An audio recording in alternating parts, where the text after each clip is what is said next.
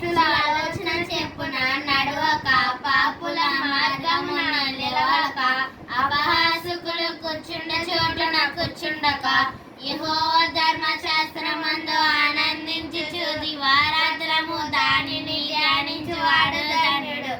అతడు నీటి కాలువల ఏరును నాటబడిన దయ్యాకు వాడక, తన కాలమందు ఫలమిచ్చు చెట్టు వలె నుండును. అతడు చేయనదంతయు సఫలమగును. నీటి కాలువల ఏరును నాటబడిన దయ్యాకు వాడక, తన కాలమందు ఫలమిచ్చు చెట్టు వలె నుండును. అతడు చేయనదంతయు సఫలమగును. దుష్టులాగునుండక, గాలి చెదరగొట్టు పొట్టు వలె నుండును. కాబట్టి